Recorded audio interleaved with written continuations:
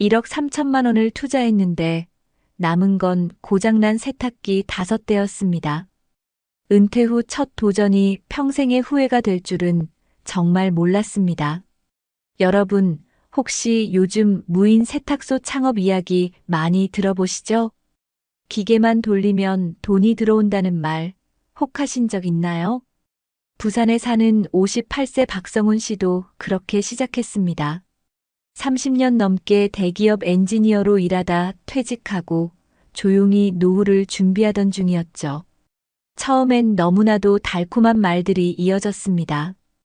앱으로 관리되어 하루 1시간만 신경 쓰면 월 300 벌 수 있어요. 설명회, 상담, 계약, 오픈까지 단 한 달. 그런데 기계가 고장나기 시작한 순간 진짜 문제가 시작됐습니다. 24시간 무인이라던 매장은 이제 매일같이 달려가야 하는 고장 대기소가 됐고 결제 오류, 누수, 고객 항의가 멈추질 않았습니다. 본사에 문의하면 그럴 수 있다는 답만 돌아오고 계약서엔 모든 책임은 점주라는 문구가 조용히 박혀 있었죠. 지금도 수많은 50대, 60대 은퇴자들이 누구나 쉽게 돈 버는 무인 창업에 속고 있습니다. 다들 한다니까 안 하면 손해일까봐라는 마음으로. 하지만 여러분, 퇴직금은 실험 자금이 아니라 생존 자금입니다. 이 영상은 그 소중한 돈을 지키기 위해 반드시 알아야 할 이야기입니다. 지금 보고 계신 여러분 중 단 한 사람이라도 이 영상을 보고 멈출 수 있다면 그 실패는 덜 아픈 기록이 될 수 있습니다. 오늘 그 진짜 이야기를 시작합니다. 본격적인 영상 시작 전에 구독과 좋아요는 영상 제작에 정말로 큰 힘이 됩니다. 또한 오늘의 영상에는 위에 말씀드린 내용과 관련된 대한민국에서 일어나고 있는 비참한 사례 한 가지와 그와 반대되는 사례를 소개해드리겠습니다. 여러분들이 다 들어보시고 어느 쪽이 내가 원하는 노후의 인생인지 생각해 보시는 시간이 되시기 바라겠습니다. 제 이름은 오창규입니다. 올해 64시고요. 서울 마포구에 살고 있습니다. 작년 봄, 저는 32년간 다닌 대기업에서 부장 직함을 내려놨습니다. 퇴직금은 세전으로 5억 2천만 원. 저보다 먼저 퇴직한 동기들이 대부분 아파트 한 채를 사거나 상가에 투자할 때 저는 고민이 많았습니다. 아내는 그냥 국민연금에 더해서 조용히 살자고 했지만 저는 자꾸 마음이 불편했어요. 가만히 있다는 건 뭔가 쓸모가 없어진 느낌이더라고요. 직장 다닐 땐 회사가 나를 불러줬지만 퇴직 후엔 아무도 나를 부르지 않았거든요. 어느 날 아들 녀석이 지나가며 농담처럼 아빠 요즘 운동화만 닳겠어요라고 말하더라고요. 퇴직하고 나서 하루에 2~3시간씩 산책만 했거든요. 그때 신던 운동화가 제가 지금도 간직하고 있는 그 낡은 운동화입니다. 그 신발을 신고 저는 무인 창업 설명회를 처음 갔습니다. 지하철 3번을 갈아타고 도착한 사무실에서 젊은 상담사가 환한 미소로 말하더군요. 부장님 같은 분들이 제일 잘 되세요. 자금 여유 있으시죠? 이건 100% 자동입니다. 그의 말이 그날따라 이상하게 따뜻하게 들렸습니다. 기계만 돌아가면 된다는 그 시스템. 아내 몰래 통장을 들여다봤습니다. 5억 2천 중에서 2억 8천, 이 정도면 괜찮겠다 싶었습니다. 아내는 예상보다 조용히 고개를 끄덕였습니다. 당신이 생각한 거라면 나도 믿을게요. 그 말이 어쩐지 더 무겁게 들렸습니다. 2달 뒤 경기도 외곽의 한 주택가 상가 1층에 저의 무인 샌드위치 매장이 문을 열었습니다. 간판은 깔끔했고 기계는 반짝였습니다. 매장을 정리하며 창가에 운동화를 놓았습니다. 이제 더 이상 걸어 다닐 일은 없겠구나. 저는 그때 그렇게 생각했습니다. 처음 한 달은 괜찮았습니다. QR 결제 알림 소리, 포장지 돌아가는 기계 소리, 창문 너머 들리는 아이들의 웃음소리. 무언가 살아있다는 기분이었죠. 하루에 15건에서 20건 정도 결제가 찍혔고 주말엔 꽤 많은 사람들이 들렀습니다. 저는 어플을 보며 매출을 계산하는 게 제 일상이 됐고 저녁 식사 때마다 숫자를 읊조렸습니다. 오늘 매출은 42만 원. 어제보다 12% 상승. 아내는 웃지도 않았고 말도 하지 않았습니다. 그런데 어느 날부터 어플에 알림이 안 오기 시작했습니다. 처음엔 빚 때문이라 생각했습니다. 그 다음엔 계절이 바뀌어서 그런가 했고요. 하지만 일주일이 지나고 그 다음 주도 한 자릿수 매출이 계속되자 저는 불안해졌습니다. 기계 상태를 점검했지만 이상은 없었습니다.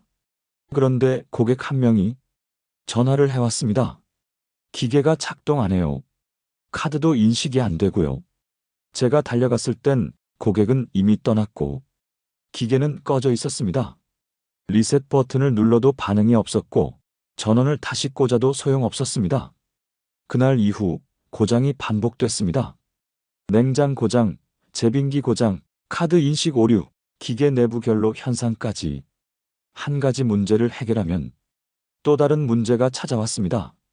서비스 센터에 전화를 걸었지만 부품은 다음 주에나 입고된다는 말만 반복됐습니다. 출장비 11만 원, 부품 교체 24만 원.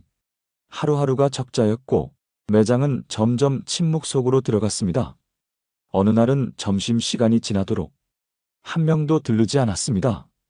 가만히 매장에 앉아 창밖을 보는데 그때 신었던 운동화가 눈에 들어왔습니다. 먼지가 쌓인 채 구석에 조용히 놓여 있었죠. 그걸 보는 순간 이상하게 눈시울이 붉어졌습니다. 처음으로 아내에게 말했습니다. 조금만 더 해볼게. 아직 그만두고 싶지 않아. 아내는 말없이 고개만 끄덕였고 식탁에 찬 국이 그대로 식어 있었습니다. 여름이 지나고 가을이 올 무렵 매장의 월 평균 매출은 120만 원 밑으로 떨어졌습니다. 전기세와 임대료, 카드 수수료를 제하면 매달 200만 원 가까이 손해였습니다.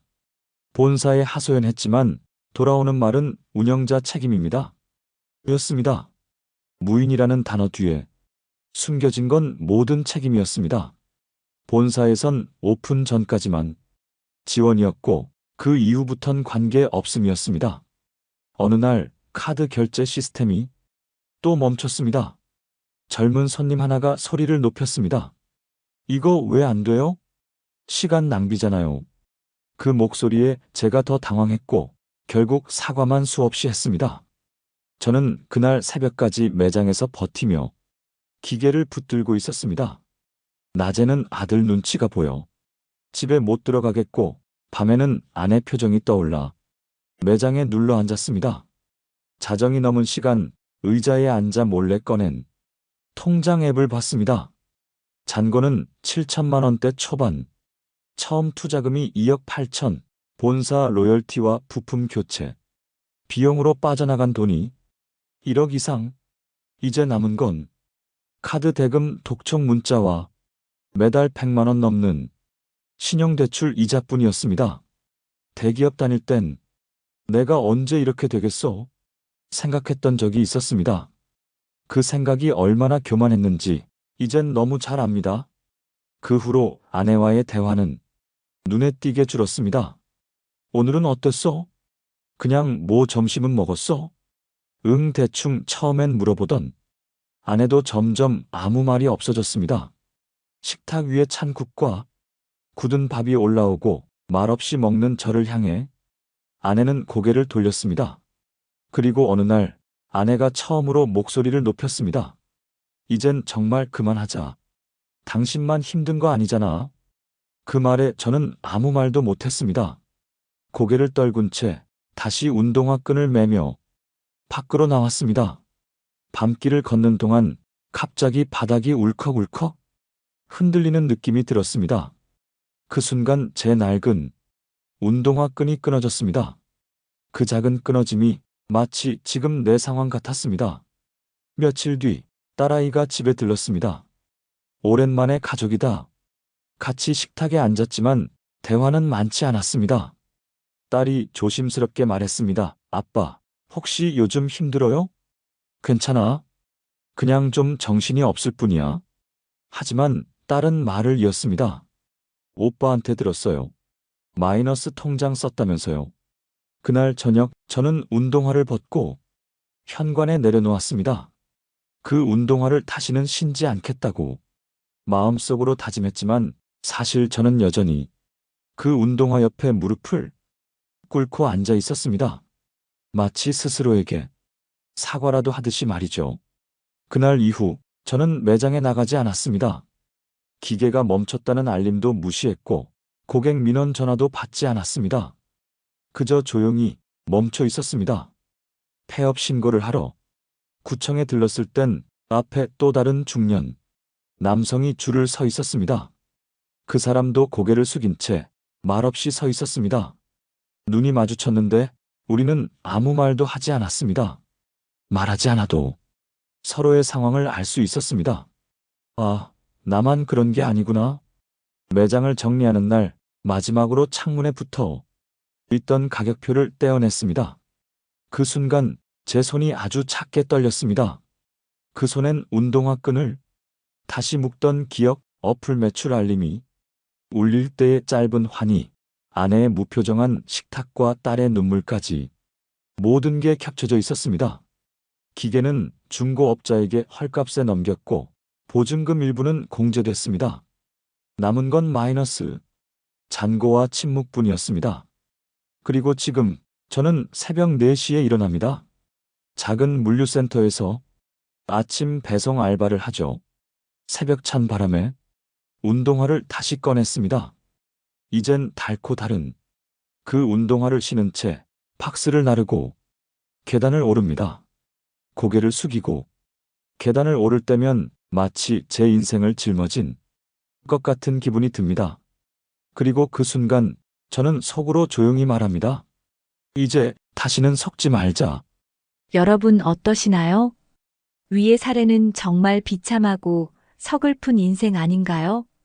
하지만 지금부터 소개해드리는 사례는 정반대의 선택으로 행복한 노후를 보내고 있는 분을 소개해드리겠습니다. 제 이름은 신용필입니다. 올해 68입니다. 서울 은평구 불광동에서 아내와 단둘이 조용히 살고 있죠. 저는 한 제조업 중견기업에서 기획실장으로 일하다가 만 61세에 조용히 퇴직했습니다. 퇴직 당시 손에 쥔 퇴직금은 약 4억 6천만 원. 많지도 적지도 않은 금액이었습니다. 저 역시 주변 사람들과 마찬가지로 퇴직 후 어떻게 살아야 할까라는 고민을 하루도 빠짐없이 했습니다. 퇴직 몇 년 전부터 저는 일기를 썼습니다. 단 하루라도 쉬는 날이면 내게 주어진 시간과 돈으로 무엇을 할 수 있을지 써내려갔죠. 그리고 저는 퇴직 후 무언가를 새로 시작하기보다는 지금까지 해온 것을 줄이되 이어가는 법을 찾기로 했습니다. 많은 친구들은 퇴직 후 프랜차이즈 창업을 했습니다. 고깃집, 커피숍, 무인 편의점. 하지만 저는 일부러 창업 설명회는 멀리했습니다. 지금 아니면 기회 없다는 말이 나를 조급하게 만든다는 걸 잘 알고 있었거든요.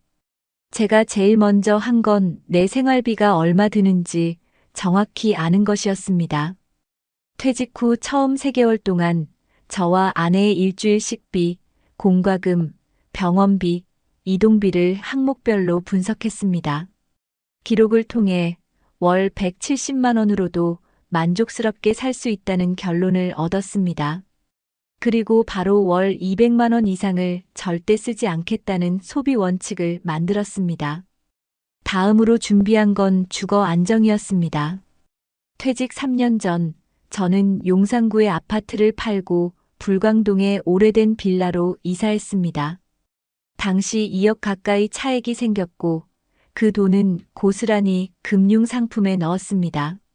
이사 후 아내는 처음엔 조금 불만이 있었지만 이제 내 집에서 월세 걱정 없이 살 수 있어 다행이라며 점차 웃음을 되찾았습니다. 퇴직 후 저는 매일 오전 6시에 일어납니다.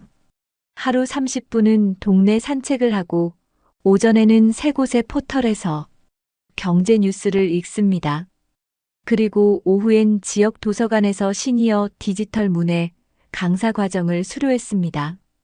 요즘은 50대 이상 분들 대상으로 스마트폰 활용 교육을 주 2회씩 나가고 있습니다. 강사료는 시간당 4만 원이지만 저는 그보다 선생님, 이제 알겠어요 라는 말에 더 큰 기쁨을 느낍니다. 연금은 국민연금과 퇴직연금 합쳐 월 172만 원 정도 나옵니다. 여기에 소액으로 투자한 우량 배당주에서 연간 약 400만 원의 배당금을 받고 있습니다. 지출은 철저히 현금 흐름 안에서 관리하고 신용카드는 사용하지 않습니다. 통장에 찍히는 숫자보다 더 큰 만족은 예측 가능한 일상에서 옵니다. 아내와의 관계도 참 좋아졌습니다. 직장 다닐 땐 늦은 귀가, 술자리, 출장으로 서로 대화가 거의 없었지만 요즘은 하루 세 끼를 같이 먹고 마트도 함께 가고 가끔 영화도 봅니다. 작년엔 결혼 35주년을 맞아 제주도에 다녀왔습니다. 비싼 호텔은 가지 않았고 조용한 민박에서 2박 3일 머물렀죠. 그때 아내가 한 말이 아직도 잊히질 않습니다. 여보, 내가 지금까지는 그냥 같이 살았는데 요즘은 당신이 참 고맙다고 느껴져요. 퇴직 후 첫 3년 동안 저는 돈을 불리는 법보다는 돈을 잃지 않는 법을 먼저 배웠습니다. 주변에선 비트코인에 투자해 몇 억을 벌었다는 소문도 있었고 지식산업센터 투자로 매달 수백을 번다는 친구도 있었습니다. 하지만 저는 유혹에 흔들리지 않았습니다. 퇴직 후 가장 중요한 자산은 시간과 건강이라는 걸 알았거든요. 작년 겨울 대학 동창회에서 한 친구가 이렇게 말했습니다. 야, 신용필. 넌 참 심심하게 산다. 뭐 그렇게 절약만 하냐? 그 말에 저는 웃으며 대답했습니다. 나는 심심하게 사는 대신 불안하지 않게 살고 있어. 지금 저의 일상은 단순합니다. 아침에 일어나 운동, 점심엔 소박한 식사, 오후엔 동네 복지관에서 스마트폰 강의, 밤에는 아내와 TV를 보거나 도란도란 이야기 나눕니다. 그리고 잠들기 전 저는 일기장을 꺼내 오늘의 감사한 일을 한 줄씩 씁니다. 아내가 된장찌개를 맛있게 끓여줌. 산책 중 개나리를 봄. 은행 계좌에서 자동이체 문제없이 잘 처리됨. 작은 일상이 쌓여 오늘의 제가 되었습니다. 어느 날 딸아이가 찾아와 말하더군요. 아빠, 나도 나중에 아빠처럼 살고 싶어. 그 말에 눈물이 핑 돌았습니다. 퇴직이 끝이 아니라 퇴직은 준비한 사람에게만 두 번째 삶의 시작이란 걸 저는 온몸으로 느끼고 있습니다. 여러분, 앞서 보신 사례처럼 퇴직 이후 전 재산을 투자해 무인 창업에 도전하는 분들이 점점 늘고 있습니다. 실제로 국내 통계청의 고령층 경제활동 보고서에 따르면 2024년 기준 60세 이상 인구 중 창업을 고려하거나 이미 창업한 비율은 24.6%에 이르며 이 중 절반 이상이 퇴직 직후 1년 안에 창업을 결정한 것으로 나타났습니다.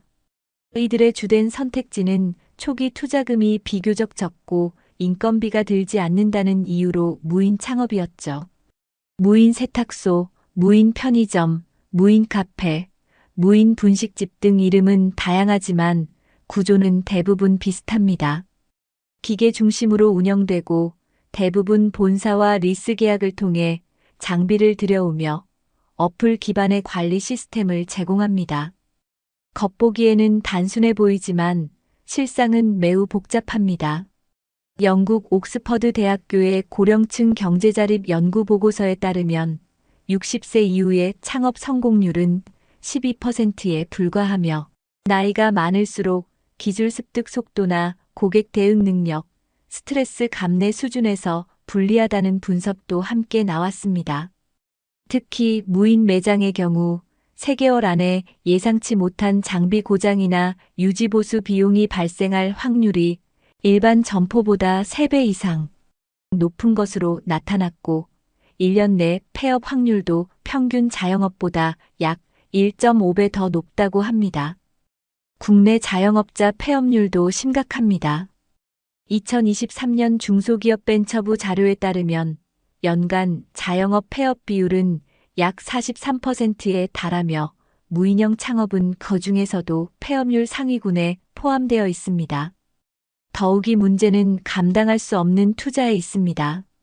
한국금융연구원 조사 결과 은퇴자 중 64.8%가 퇴직금 대부분을 창업에 사용했고 그중 약 58%는 손실을 경험했으며 재정 회복에 5년 이상이 걸린다는 응답도 무려 39%나 되었습니다.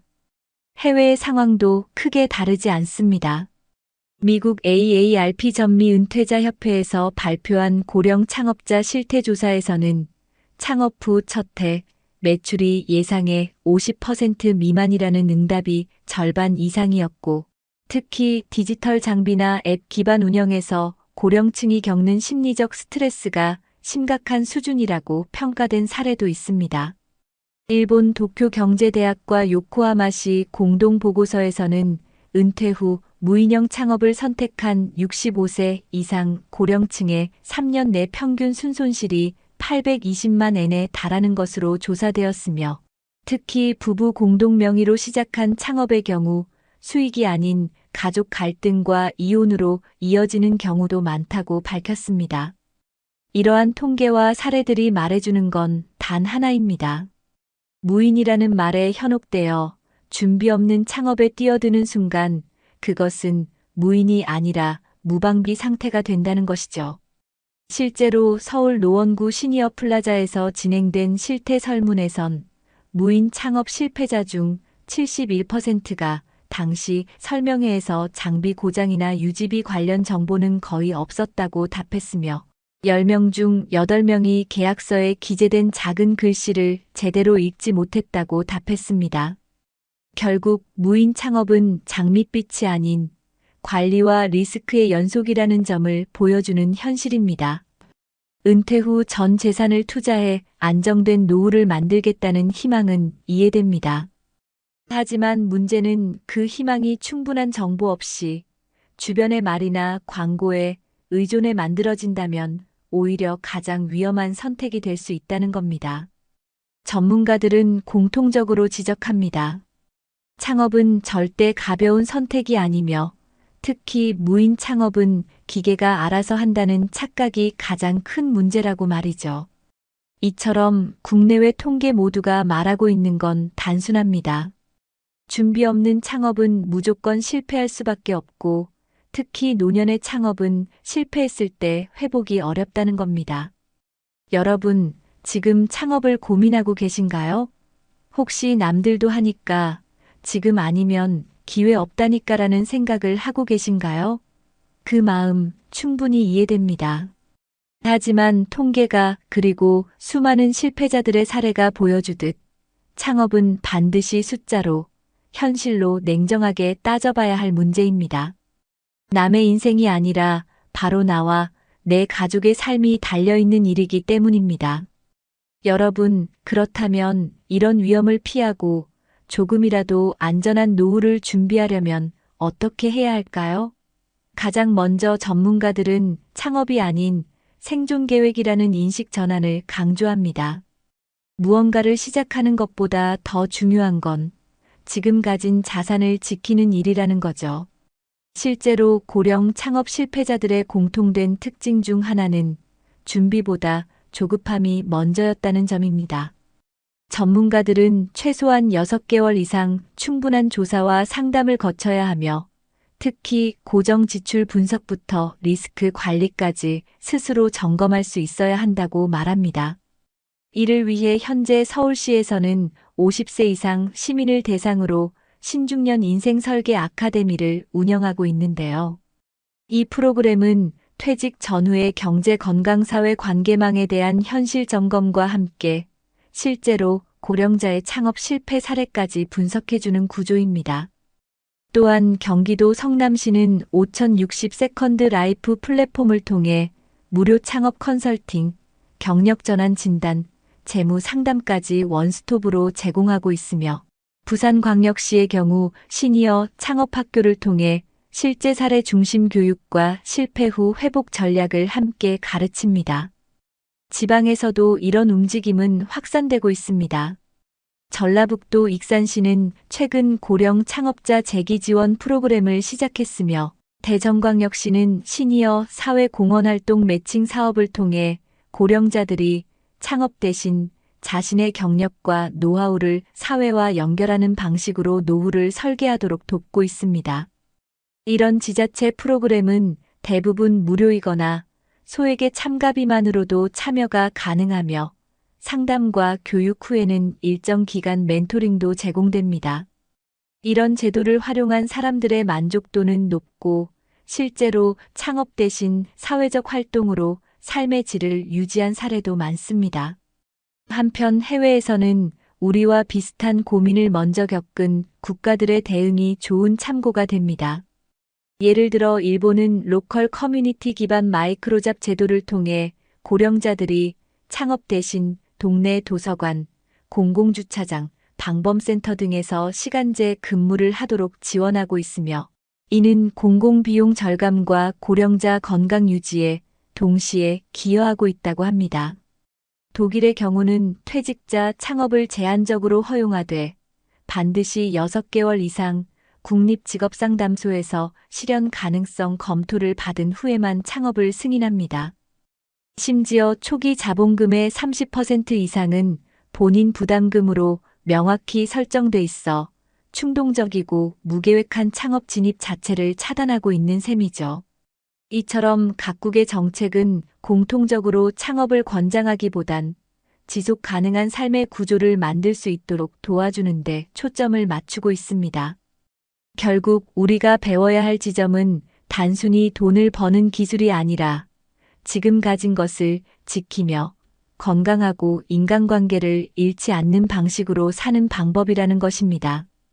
혹시 지금 무언가를 시작하고자 고민 중이시라면 시작 전에 반드시 지자체의 관련 프로그램을 문의해 보세요. 서울시 복지포털, 경기도 일자리재단, 한국노인인력개발원 등은 모두 온라인으로도 상담을 받을 수 있고 직접 방문 시 맞춤형 설계도 가능합니다. 창업만이 정답이 아니라는 것, 혼자만 그런 고민을 하는 게 아니라는 것, 그리고 지금부터라도 늦지 않았다는 것. 그 사실을 잊지 않으셨으면 합니다. 노후의 행복은 결국 지금 어떤 선택을 하느냐에 달려 있습니다. 그리고 그 선택은 준비된 사람에게는 기회가 되지만 그렇지 않은 사람에게는 돌이킬 수 없는 후회로 남게 됩니다. 지금 이 순간이 여러분의 선택을 바꾸는 출발점이 되기를 바랍니다. 낡은 운동화 한 켤레, 잠든 통장 속 숫자들, 한쪽은 무너졌고 한쪽은 지켜냈습니다. 여러분, 오늘 영상에서 소개해드린 두 사람의 이야기를 기억하시나요?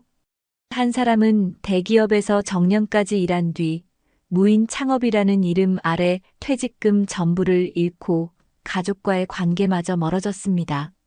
매일매일 고장난 기계와 싸우고 밤마다 식지 않은 밥상 앞에서 침묵하는 아내의 등을 바라보며 내가 어디서부터 잘못된 걸까 되물어야 했던 그 하루하루. 그의 낡은 운동화엔 후회의 흔적만이 묻어 있었습니다. 반면 또 다른 사람은 퇴직 후 서두르지 않았습니다. 아파트를 줄이고 생활비를 기록하며 조심스럽게 삶의 속도를 낮추고 관계를 지켰습니다. 욕심 대신 일상을 소중히 여겼고 돈보다 사람을 먼저 바라봤습니다. 그의 일상은 조용했지만 결코 불행하지 않았습니다. 그가 걸었던 길엔 낡은 운동화 대신 고요한 평온이 남아 있었습니다. 여러분, 우리는 모두 같은 질문 앞에 서 있습니다. 어떻게 살아야 후회하지 않을까? 그리고 그 답은 거창하지 않습니다. 누구보다 나 자신을 먼저 살피는 것, 남의 말보다 내 삶의 속도를 믿는 것, 그리고 지금 이 순간에도 멈출 용기를 갖는 것. 노후는 다시 채울 수 없는 인생의 마지막 페이지입니다. 그 마지막 장에 아픔과 후회 대신 따뜻한 감동을 남기고 싶다면 우리는 지금부터라도 배워야 합니다.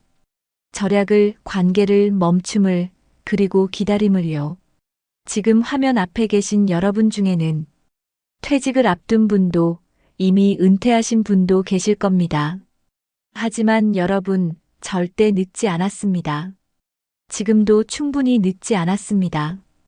오늘 이 영상이 여러분의 노후에 작은 변화의 시작이 되기를 진심으로 바랍니다.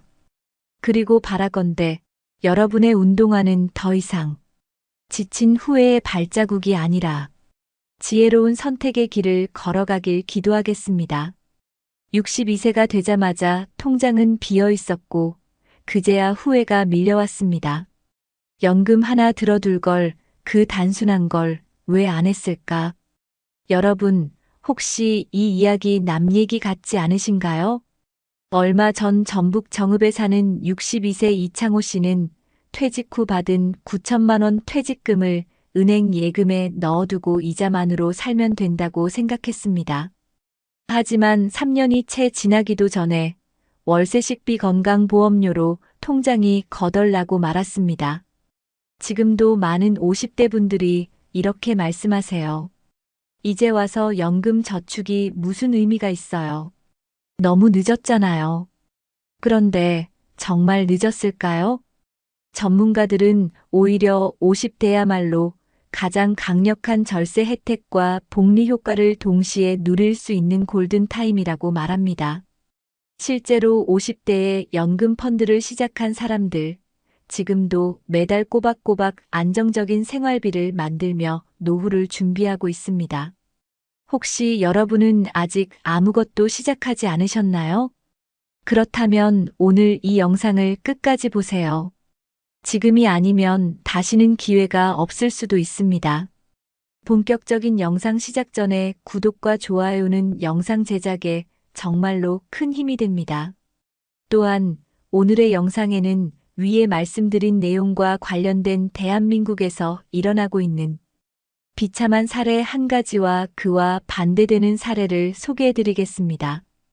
여러분들이 다 들어보시고 어느 쪽이 내가 원하는 노후의 인생인지 생각해 보시는 시간이 되시기 바라겠습니다.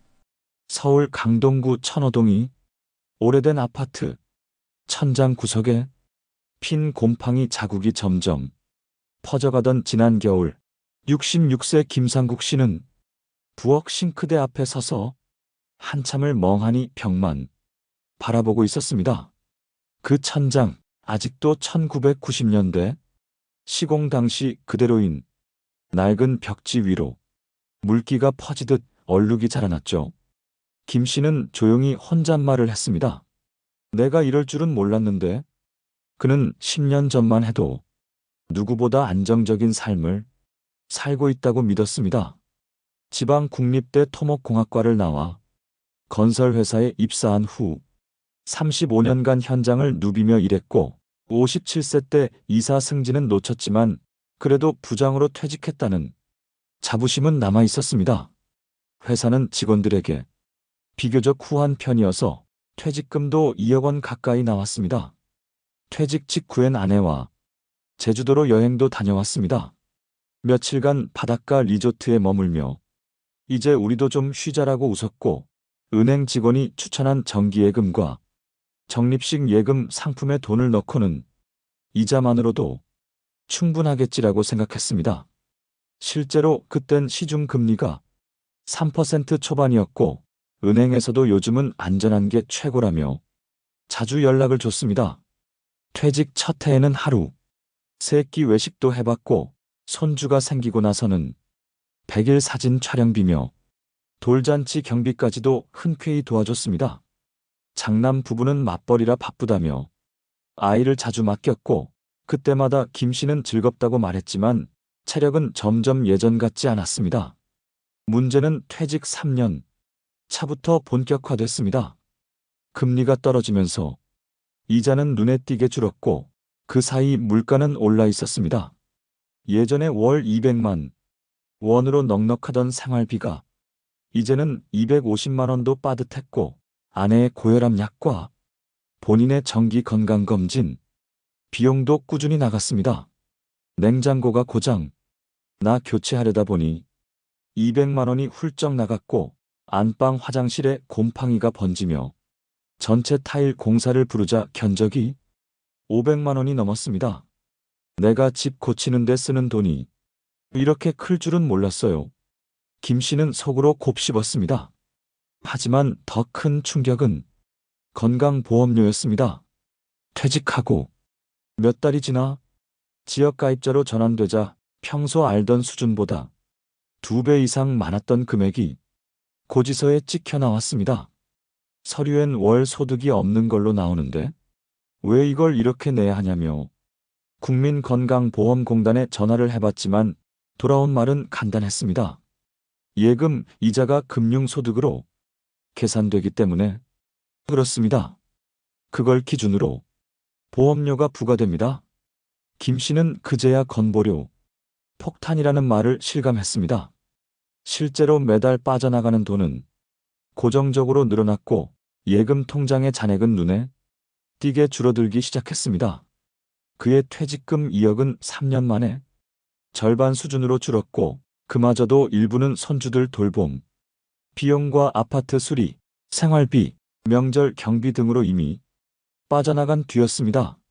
생각해보면 내가 이 돈을 계속 불릴 방법이 있었을까? 그때 누가 좀 알려줬더라면 김 씨는 퇴직 전까지만 해도 펀드나 주식이라는 말에 무조건 고개를 저었습니다. 그건 위험한 거야. 나이 들면 그냥 안전하게 예금에 넣는 게 최고지. 그는 그렇게 믿었고 그렇게 실행했으며 아무도 그게 틀렸다고 말해주지 않았습니다. 문제는 지금입니다. 그의 부엌 천장엔 곰팡이가 번지고 있고 이사를 갈 수도 고칠 돈도 마땅치 않습니다. 과거엔 손주 돌보는 게 행복했지만 지금은 체력적으로 감당이 어렵고 아이가 울기라도 하면 머리가 아파 견디기 힘들다고 말합니다. 그는 몇 달 전 몰래 부부의 금융 자산을 정리해봤습니다. 남은 예금은 1억 6천만 원 정도, 그것도 정기예금 해지 시 수수료가 붙는 상태. 국민연금은 한 달에 68만 원, 그마저도 둘이 쓰기엔 빠듯한 액수입니다. 아내는 요즘 가끔 이런 말을 한다고 합니다. 당신 퇴직할 때 그 돈으로 뭐 하나 사놓을 걸 건물 말고라도. 그땐 왜 다 예금만 넣었대? 그 말에 김 씨는 대꾸하지 못합니다. 가만히 식탁에 앉아 벽 쪽에 번지는 곰팡이를 바라볼 뿐입니다. 그는 이제서야 인터넷을 뒤져 연금저축, ISA, IRP 같은 단어를 검색해보고 그땐 왜 몰랐을까라는 후회를 매일 반복합니다. 지금도 무엇을 해야 할지 몰라 은행 창구 앞에서 괜히 번호표만 뽑았다가 돌아오는 날이 많다고 합니다. 내가 아직 뭔가 시작할 수는 있을까? 이 말은 최근 그가 아내에게 건넨 말 중 가장 조심스러웠던 말이었습니다. 김상국 씨는 그날 이후로 동네 도서관을 자주 찾기 시작했습니다. 도서관 지하 1층 금융 코너에 먼지가 쌓인 책들이 줄지어 놓인 곳. 그는 처음으로 50대 이후 절세, 투자 전략이라는 책을 펼쳤습니다. 책에는 연금저축펀드, ISA, IRP 같은 단어들이 가득했고 처음엔 모든 문장이 낯설었지만 어느 순간 내가 퇴직 직전에 이걸 알았더라면이라는 후회가 밀려왔습니다. 그는 작은 메모장에 글자를 적었습니다. 연금저축 세액 공제 가능, IRP 퇴직금 넣을 수 있음, ISA 비과세 혜택 5년 이상 유지 시 유리. 이런 메모를 다시 집에 와 아내에게 보여주며 말했습니다. 당신, 나 요즘 이런 거 공부하고 있어. 혹시 우리가 지금부터라도 연금이라는 걸 조금씩 만들어 볼 수 있을까? 아내는 고개를 갸웃하며 말했습니다. 그게 우리 나이에 가능한 거야? 연금은 젊을 때부터 하는 거 아닌가? 그 질문이 김 씨의 마음을 더욱 무겁게 했습니다. 책에서도 유튜브에서도 50대도 늦지 않다고 말했지만 막상 내 나이를 생각하면 이미 손해본 기분이 들었기 때문입니다. 며칠 후 김 씨는 용기를 내어 지역은행에 찾아갔습니다. 창구 직원에게 연금저축펀드 계좌를 만들고 싶다고 말하자 젊은 직원은 처음엔 의외라는 듯한 표정을 지었습니다. 보통은 30대에서 40대 분들이 많이 만드세요. 그 말에 김 씨는 잠시 말문이 막혔지만 이내 웃으며 말했습니다. 그러게요. 내가 그동안 너무 늦게 알았지 뭐예요. 직원은 김 씨의 상황을 듣고 연금저축펀드 계좌와 함께 소득공제 혜택, 분리과세, 복리효과 등에 대해 자세히 설명해 주었습니다. 김 씨는 그날 하루 종일 은행에서 설명을 들었고 돌아오는 길에 오래전 승진 누락되던 날보다 더 복잡한 마음을 안고 집으로 돌아왔습니다. 그날 밤 아내가 식탁에 앉아 부엌 벽지를 가리키며 말했습니다. 당신, 이 곰팡이 좀 봐. 사람 기운 빠지게 생겼네. 우리 이 집 좀 손 봐야 할 것 같아. 근데 그 돈 있긴 해? 김 씨는 말없이 고개를 숙였습니다. 남은 예금으로 고치려니 불안했고 그렇다고 버틸 수도 없었습니다. 그는 아내에게 조심스럽게 말했습니다. 여기 당장 고치는 건 좀 미루자. 대신 그 돈 연금 펀드로 돌려보려 해. 내가 계산해봤는데 15년 정도는 불릴 수 있더라고. 지금이라도 조금이라도 만들어놔야 우리 말년이 달라지지 않겠어. 아내는 잠시 말을 잇지 못하더니 조용히 고개를 끄덕였습니다. 그래, 당신이 그렇게 생각했으면 믿어볼게. 그 말 한마디에 김 씨는 마음이 조금 가벼워졌습니다. 그는 다음 주부터 평일 오전마다 동네 복지관에서 운영하는 시니어 금융교실에 나가기 시작했습니다. 참여자 대부분이 60대 이상이었고 강의실엔 자녀 결혼자금 걱정, 병원비 부담, 국민연금 부족하다는 이야기가 가득했습니다. 그 속에서 김 씨는 조용히 자신만의 계획을 세워갔습니다. 남은 예금 중 일부는 연금저축 계좌로 옮긴다. 세액 공제를 챙기면서 10년간 유지할 수 있게 월 불이백을 최소한으로 조정한다. ISA 계좌는 안정형, ETF로 나눠 투자하고 단기 수익보다 장기 복리를 노린다.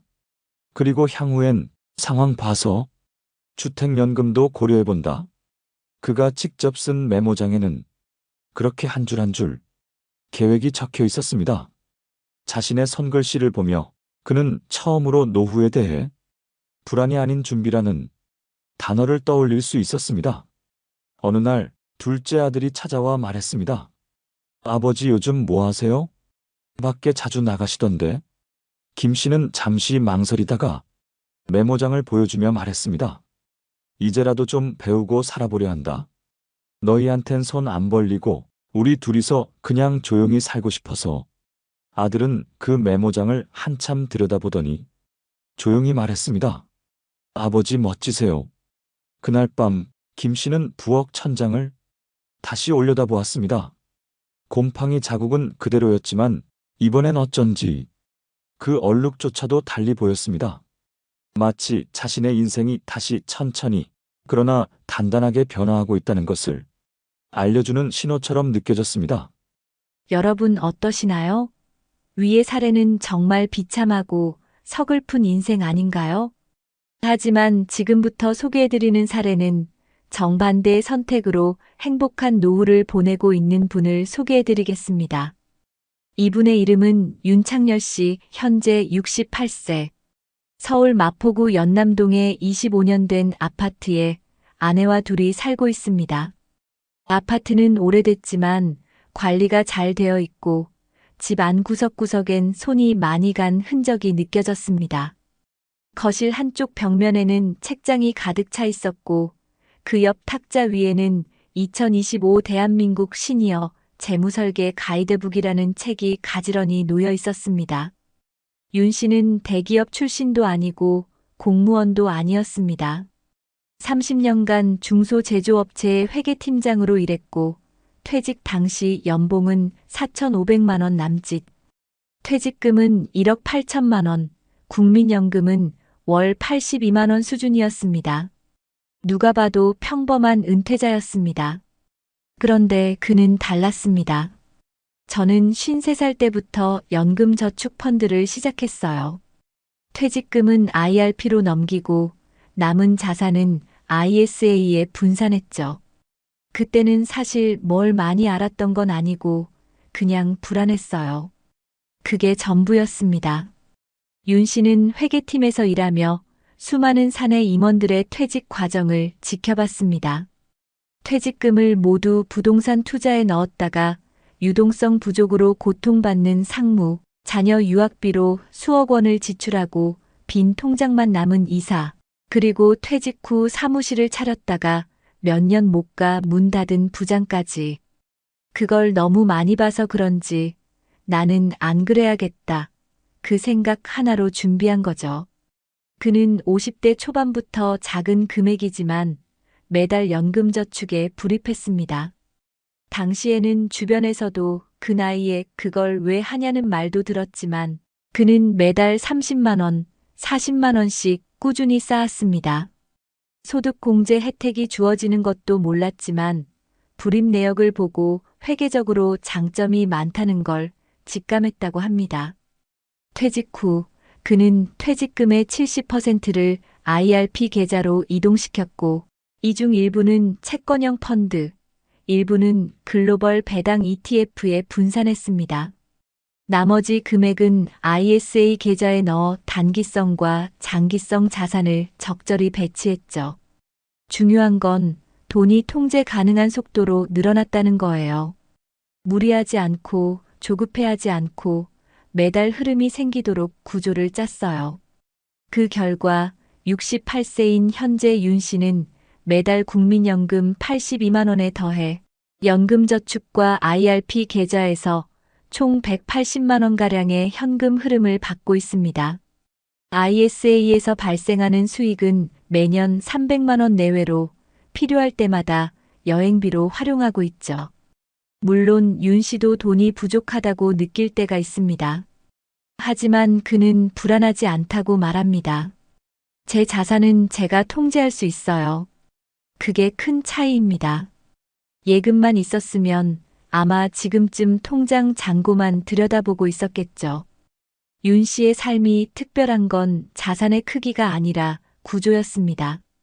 그는 돈이 어디에서 언제 들어오는지 알고 있었고 그에 따라 생활비를 계획했고 소비를 제한하지도 않았습니다.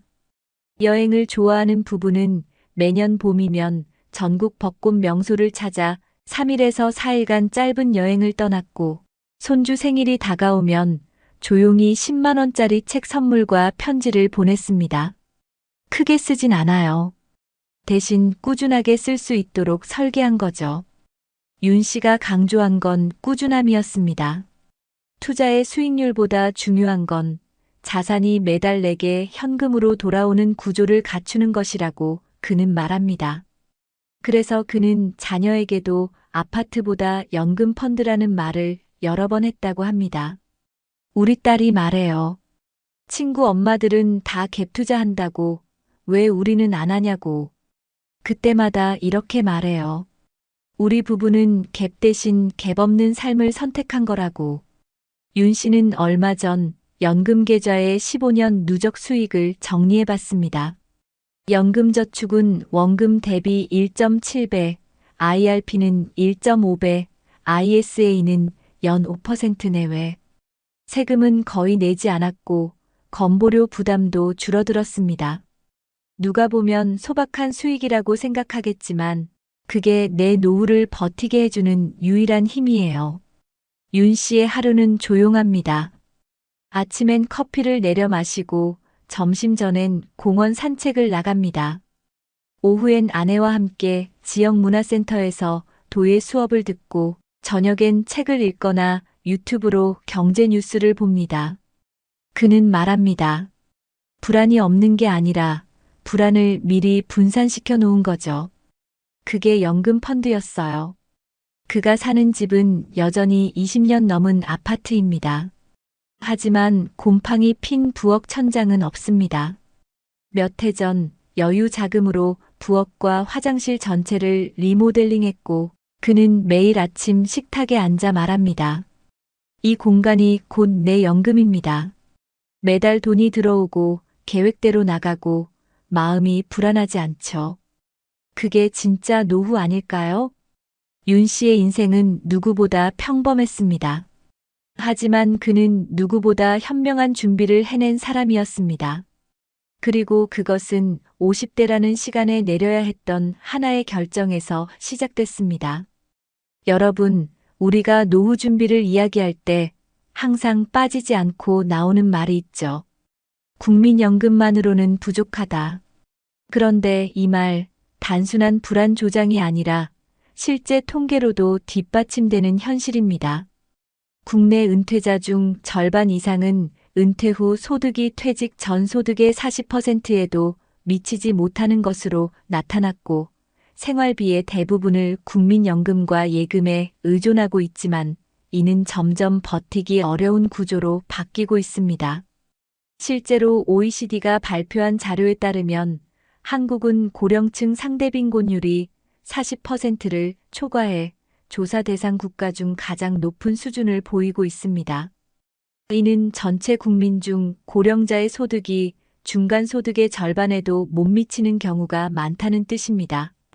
다시 말해, 평균적으로 노인이 되면 가난해질 가능성이 매우 높다는 이야기입니다. 이와 관련해 미국 노스웨스턴 대학교의 고령 금융 보고서에서는 예금 자산에만 의존한 고령층일수록 생활비 스트레스와 불안 수준이 높은 경향을 보인다고 지적한 바 있습니다.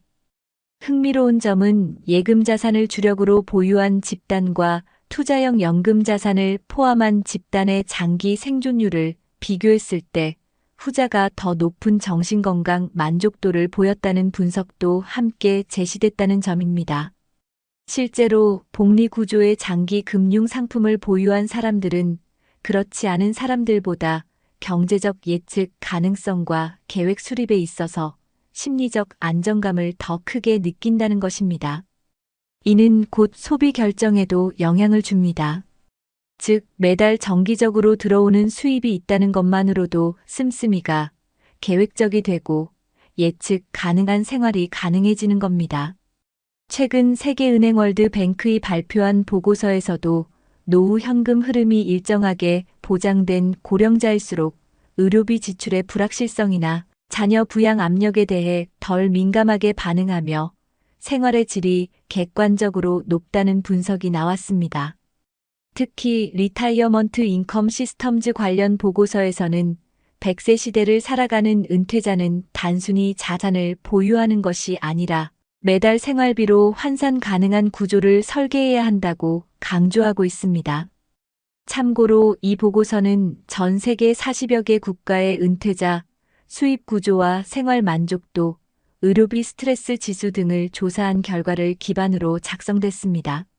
이 보고서에 따르면 은퇴자들이 가장 크게 스트레스를 느끼는 요인 중 하나는 미래 자산 고갈에 대한 공포이며, 이는 자산의 크기보다 자산의 흐름 구조와 훨씬 더 관련성이 높다는 결론이 나왔습니다. 연금 펀드나 IRP, ISA와 같은 금융 상품의 강점은 바로 여기에 있습니다. 단순히 자산을 묶어두는 것이 아니라 일정한 간격으로 현금 흐름을 만드는 구조라는 점이죠. 그런데 문제는 이런 구조를 늦게 시작할수록 복리의 효과는 줄고 세제 혜택도 제한된다는 점입니다. 해외에서도 50대 이후 연금계좌 진입자는 소득 공제율은 낮지만 운용 전략에 따라 안정적인 생활이 가능하다는 연구들이 존재합니다. 특히 미국의 엘더 퍼넨셜 플래닝 보고서에서는 50대 이후 연금 펀드를 시작한 은퇴자들 중 복리 수익률이 연평균 5% 이상 유지된 경우 25년 이상의 생활 안정성을 확보했다고 분석한 바 있습니다. 이는 앞서 소개한 윤창열 씨와 같은 사례가 이론이 아니라 실천 가능한 전략이라는 걸 보여주는 좋은 근거입니다. 더불어 연금 펀드를 포함한 세제 혜택형 계좌의 또 다른 장점은 세금, 특히 금융소득종합과세와 건강보험료 부담을 줄일 수 있다는 것입니다. 미국, 독일, 캐나다 등 주요 국가들도 공통적으로 은퇴자에게 과도한 세금과 의료비 부담이 장기 빈곤을 초래한다는 점에 주목하며 세제우대 계좌 활성화를 통한 고령층 소득 보전 전략을 간주하고 있습니다. 특히 고령화 속도가 빠른 한국과 일본, 이탈리아는 이런 구조를 복제할 수 있는 환경이 잘 갖춰져 있다는 분석도 병행됩니다.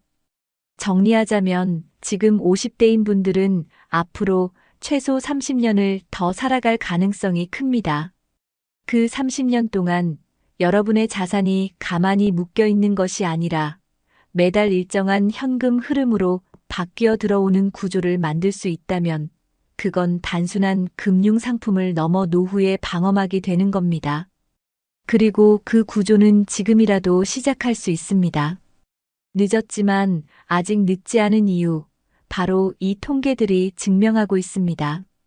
그렇다면 우리는 지금 어떤 준비부터 시작해야 할까요? 전문가들은 입을 모아 말합니다. 노후 준비는 자산의 크기가 아니라 흐름의 구조를 만드는 것부터 시작해야 한다고요. 가장 먼저 할 일은 연금저축, IRP, ISA 같은 절세형 금융상품의 계좌를 개설하는 것입니다. 단 하루라도 빨리 시작하는 게 복리 효과를 누릴 수 있는 가장 단순하고 확실한 방법입니다. 그리고 계좌만 만들고 방치하지 말고 소액이라도 정기적인 불입을 설정해 두는 것이 중요합니다. 당장은 10만 원도 부담될 수 있지만 시간이 지나면 그 금액이 매달 들어오는 안정적인 생활비로 돌아올 수 있다는 사실을 기억해야 합니다. 이렇게 시작한 절세 계좌는 연말정산 때 세액공제를 받을 수 있고 일정 기간이 지나면 금융소득종합과세에서도 제외되어 노후의 세금 부담도 덜 수 있습니다. 특히 지역가입자로 전환된 후 건강보험료가 부담이 되는 분들에게는 금융자산을 절세계좌로 옮겨 놓는 것만으로도 건보료 산정 기준이 달라져 큰 효과를 볼 수 있습니다. 전문가들은 지금 50대라면 계좌만 잘 활용해도 월 생활비의 최소 20%에서 30%는 보전할 수 있다고 조언합니다. 그리고 이러한 금융적 조치 외에도 지금 거주 중인 주택이나 자산 구조를 점검해 보는 것도 매우 중요합니다. 예를 들어 자녀가 모두 독립하고 방이 많은 아파트에 혼자 혹은 부부만 살고 있다면 해당 부동산을 처분하거나 줄이고 그 자산을 유동화하는 방법도 있습니다. 서울시에서는 실제로 어르신 맞춤형 주거 전환 지원 사업을 시행하고 있는데 일정 기준 이상의 고령자들에게 이사비와 중개비를 지원하며 보다 관리가 쉬운 소형 임대주택으로 옮길 수 있도록 돕고 있습니다. 또 일부 지자체에서는 실버 금융 상담소를 운영해 고령자 대상 자산관리 상담 서비스를 무료로 제공하고 있습니다. 예컨대 광주광역시는 시니어 금융건강클리닉 프로그램을 통해 연금, 절세, 부채, 구조조정 등 전반적인 금융 솔루션을 안내하고 있고 대전시도 노인 금융안심 상담소를 통해 고령자 금융사기 예방 교육 및 실질적인 금융 상담을 정기적으로 운영하고 있습니다. 이런 정보는 시청, 구청 홈페이지나 주민센터에 문의하면 어렵지 않게 확인하실 수 있습니다. 또한 지역복지관에서 시행하는 노년 재무설계 프로그램도 매우 유용합니다. 전국적으로 확산되고 있는 이 프로그램은 고령자 맞춤형으로 구성되어 있으며 국민연금공단 및 한국재무설계협회 등의 협력으로 운영되기 때문에 실질적인 투자 연금, 세금 전략을 배울 수 있습니다. 해외 사례도 참고해 볼 만합니다. 일본은 고령화 속도가 빠른 국가답게 노후 자산 흐름 관리 제도를 도입해 고령자가 금융기관에 자산 운용 계획서를 제출하고 그에 따라 금융기관이 맞춤형 상품을 제공하는 시스템을 운영 중입니다. 이는 고령자의 충동적 투자나 사기를 막기 위한 제도이기도 하며 한국도 최근 일부 은행에서 유사한 맞춤형 고령자 자산관리 서비스 도입을 검토하고 있습니다. 미국은 SECURE 액트 2.0이라는 법을 통해 50세 이상 고령자에게 연금 계좌 추가 납입 한도를 확대하고 복리 운용의 장기 효과를 누릴 수 있도록 제도를 개선했습니다. 특히 60대 이상 고령자에겐 기본 납입 한도 외에도 추가 적립 캐치 마이너스업 컨트리뷰션 기회를 제공하고 있어 늦게 시작해도 일정 수준 이상의 연금 수익을 만들 수 있도록 장려하고 있습니다. 캐나다는 정부가 운영하는 레지스터드 리타이어먼트 인컴 펀드 RRIF 제도를 통해 고령자에게 세금이 연기된 계좌 운용 혜택을 주며 일정 기간 이후 연금처럼 인출의 생활비로 활용할 수 있도록 설계했습니다. 이러한 해외 사례는 모두 노후에 필요한 것은 자산의 액수가 아니라 매달 현금 흐름이 들어오는 시스템이라는 철학을 기반으로 하고 있습니다. 다시 말해 지금이라도 여러분이 할 수 있는 가장 현실적인 방법은 바로 흐름을 만드는 작은 행동을 시작하는 것입니다.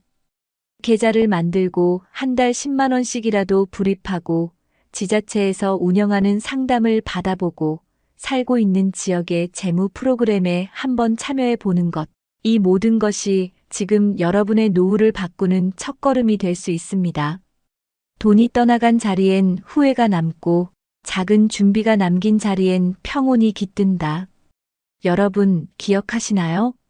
곰팡이 낀 천장을 바라보며 왜 그땐 몰랐을까 하고 후회했던 김상국 씨의 이야기. 퇴직금 5억 원이 3년 만에 사라지고 통장 잔고를 보는 게 두려워졌던 그분의 현실은 어쩌면 지금 이 영상을 보고 계신 누군가의 미래일 수도 있습니다. 반면 작게 시작했지만 꾸준히 준비했던 윤창렬 씨는 매달 들어오는 연금 흐름 속에서 손주에게 책을 선물하고 아내와 도자기를 빚으며 오늘 하루를 온전히 누리는 삶을 살고 있었습니다. 그 둘의 차이는 가진 돈이 많고 적음이 아니었습니다. 단지 준비의 방향이 달랐을 뿐이었습니다. 지금 이 순간 여러분은 어떤 선택을 하고 계신가요? 혹시 이제 와서 뭘 해? 라는 마음으로 지금의 불안을 외면하고 있지는 않으신가요? 하지만 늦지 않았습니다. 50대, 60대, 70대라 해도 지금부터라도 작게라도 시작한다면 우리는 얼마든지 흐름 있는 노후를 설계할 수 있습니다. 노년의 삶이 가난과 불안이 아닌 작은 여유와 따뜻한 안정으로 채워지길 바란다면 우리는 오늘 바로 이 자리에서 행동해야 합니다. 하루라도 빨리 계좌를 만들고 한 달에 10만 원이라도 저축하고 동네 복지관 프로그램 하나라도 찾아가 보세요. 그 작은 발걸음이 몇 년 뒤 여러분의 삶을 완전히 바꿔놓을 수 있습니다. 이 영상이 끝나고 다시 조용한 집으로 돌아가더라도 여러분 마음속에는 오늘 이 이야기가 작은 불씨로 남았으면 좋겠습니다. 그 불씨가 여러분의 노후를 따뜻하게 데워주는 등불이 되길 바라며 저는 또 다음 영상에서 더 깊은 이야기로 찾아뵙겠습니다. 건강하게 그리고 존엄하게 여러분의 노년이 누구보다 빛나길 진심으로 응원합니다. 60대 남성이 통장 잔고 12만 원 남기고 병원비 800만 원을 맞았습니다. 퇴직 후 즐기려다 남은 건 빚뿐이었습니다. 여러분, 이게 먼 나라 얘기 같으신가요? 경기도 성남에 사는 62세 박용철 씨는 퇴직 후 시간을 좀 여유롭게 보내고 싶었습니다. 고생한 자신에게 주는 선물이라며 스쿠버 다이빙도 배우고 친구들과 골프도 시작했죠. 처음엔 건강을 위해서라고 말했지만 1년 반이 지나고 나니 보험은 해지됐고 통장엔 몇십만 원이 전부였습니다. 내가 평생 번 돈이 다 어디 갔지? 그는 이렇게 말했습니다. 혹시 여러분도 비슷한 생각 해보신 적 있나요? 열심히 살았고 자식들 다 키웠고 이제 나를 위해 살아야지 싶었는데 막상 통장은 텅 비고 미래는 더 막막해지는 느낌. 요즘은 병원비도 무섭고 물가도 오르고 손주 용돈까지 부담인데 그저 내 인생 한 번쯤은 나도 즐기고 싶어서 시작했던 취미 생활이 오히려 내 노후를 갉아먹는 흉기가 되어 돌아오는 경우가 적지 않습니다. 그런데 더 무서운 건 이런 일이 생각보다 흔하다는 사실입니다. 이미 수많은 분들이 나만을 위한 인생을 살고 싶다는 마음으로 소비를 시작했다가 노후 파산으로 이어지는 길목에 서 계십니다. 오늘 이 영상에서는 그 치명적인 실수의 흐름을 하나하나 짚어보려 합니다. 끝까지 보신다면 지금 멈춰야 할 씀씀이와 정말 나를 위한 삶이 무엇인지 분명히 찾으실 수 있을 겁니다. 본격적인 영상 시작 전에 구독과 좋아요는 영상 제작에 정말로 큰 힘이 됩니다. 또한 오늘의 영상에는 위에 말씀드린 내용과 관련된 대한민국에서 일어나고 있는 비참한 사례 한 가지와 그와 반대되는 사례를 소개해드리겠습니다. 여러분들이 다 들어보시고 어느 쪽이 내가 원하는 노후의 인생인지 생각해 보시는 시간이 되시기 바라겠습니다. 외국계 대기업 부장 은퇴 후 낡은 골프백을 마주하다. 최도윤 씨는 63세. 서울 송파구에 거주하며 외국계 가전회사에서 35년 근무 후 부장으로 은퇴했다. 업무는 치밀했고 인맥도 넓었다. 퇴직 당시 받은 퇴직금은 5억 6천만 원. 인생 2막은 나를 위한 삶이라며 계획도 준비도 철저했다. 그는 퇴직 다음 주부터 골프장에 나가기 시작했다. 회사 다닐 때 못다한 여유를 누리고 싶었다. 마침 지인들이 있는 골프 모임에서 준회원권을 추천해 주었다. 9천만 원에 구입한 수도권 골프장 준회원권, 그는 투자라 여겼다. 이 정도 여유는 누려야죠. 라며 아내도 고개를 끄덕였다. 그 뒤 매주 3번 이상 라운딩, 연습장은 거의 매일 출근했다. 드라이버, 퍼터, 클럽, 골프화까지 최신 모델로 교체했다. 중고 사이트에 내놓은 기존 장비엔 먼지만 쌓였다. 카카오톡 프로필은 골프장 사진으로 바뀌었고 인스타그램에는 식사와 스코어 사진이 가득했다. 이제 이게 내 삶이야. 라며 도윤 씨는 활짝 웃었다. 문제는 1년 후였다. 총 지출 1억 7천만 원. 퇴직금의 3분의 1이 골프비, 모임비, 장비, 여행, 렌트카로 빠져나갔다. 생활비와 고정 지출은 아내 명의 예금으로 충당 중이었다. 아내는 점점 말이 줄었다. 전기료 관리비, 식비도 빠듯한데 남편은 다음 주 제주 골프 예약을 잡았다. 둘째 딸이 결혼 준비로 연락했을 때 도윤 씨는 골프 중이었다. 결혼은 내가 알아서 하라고 말한 게 상처가 됐다. 딸은 한동안 연락을 끊었다.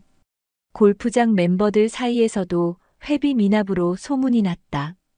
요즘 최 부장님 분위기 안 좋아.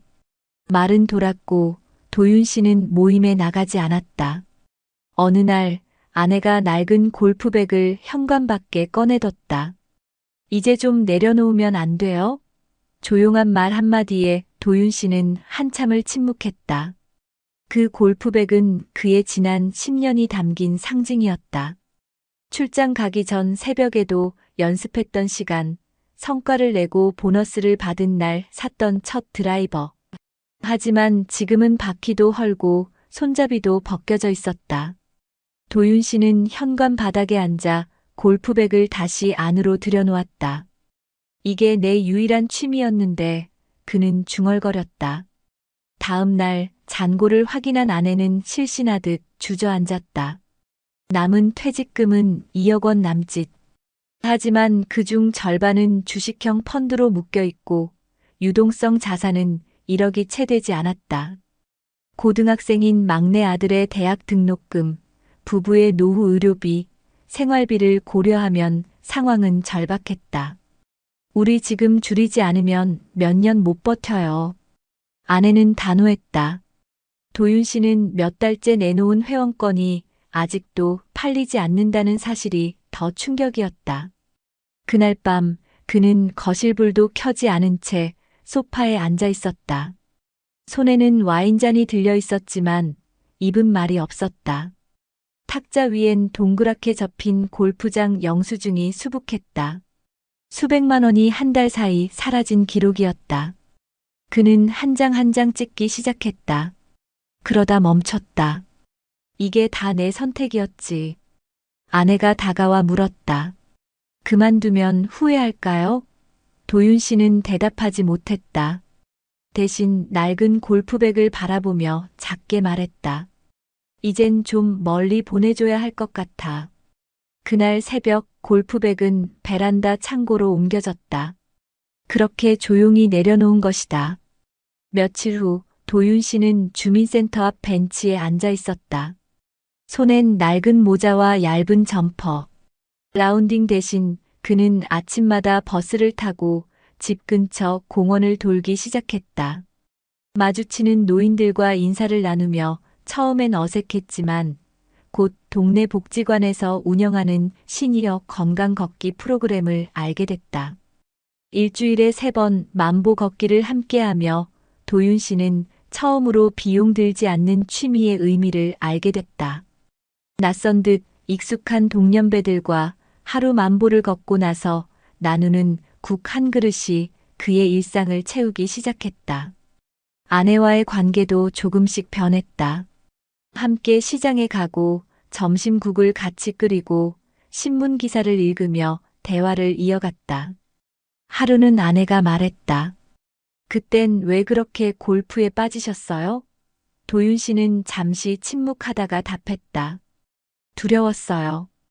회사 떠나고 나니까 내가 누구인지 모르겠더라고. 아내는 그저 고개를 끄덕였다.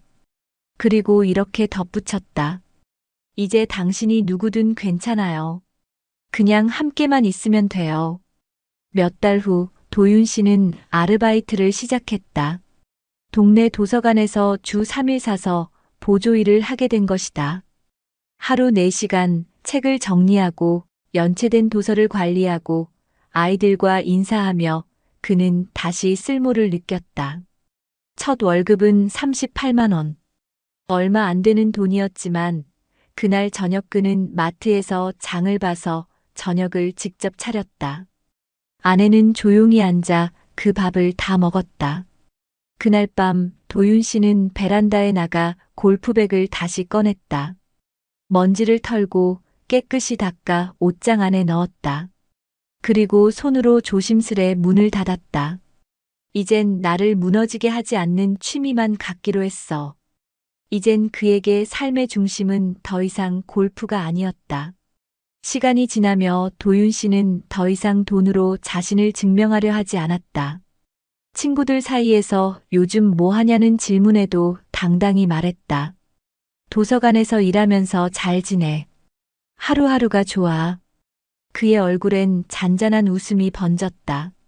예전 같으면 자존심이 상했을 대답이었지만 지금은 오히려 자유로웠다. 딸과도 조금씩 연락이 닿았다.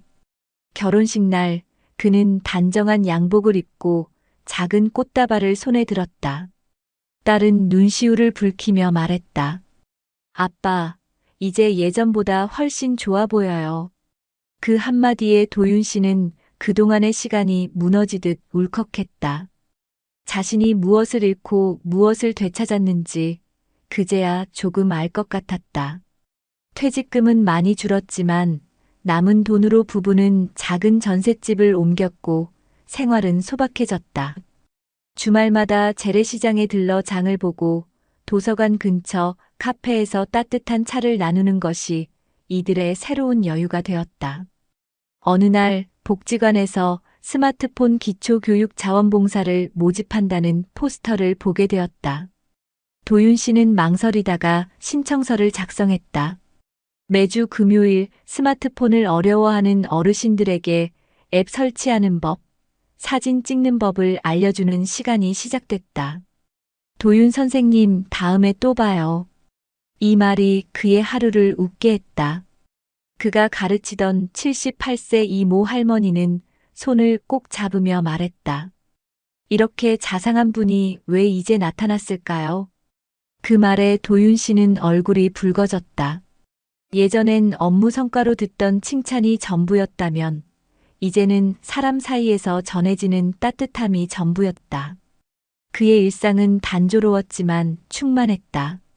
아침 7시 산책, 오전 10시 도서관 근무, 오후엔 복지관 자원봉사, 저녁엔 아내와의 TV 시청. 이젠 골프장 대신 벤치에서 사람들과 이야기를 나누고 최고급 클럽 대신 손에 든 건 작은 책과 공책이었다. 그가 바뀌었다는 걸 가장 먼저 알아챈 건 아내였다. 예전엔 말수가 적고 늘 스마트폰으로 골프 영상을 보던 남편이었지만 요즘은 식사 중에도 먼저 말을 걸고 아이들과의 이야기를 나누자고 먼저 말했다. 우리 은퇴하고 나서 이렇게 웃게 될 줄 몰랐어. 아내의 말에 도윤 씨는 웃으며 대답했다. 나도. 그때는 골프채에 내 인생이 달린 줄 알았지. 그날 밤 그는 일기장에 짧게 적었다. 늦게 배운 취미는 내 노후를 망가뜨릴 수도 있다. 하지만 사람과의 연결은 나를 다시 살게 한다.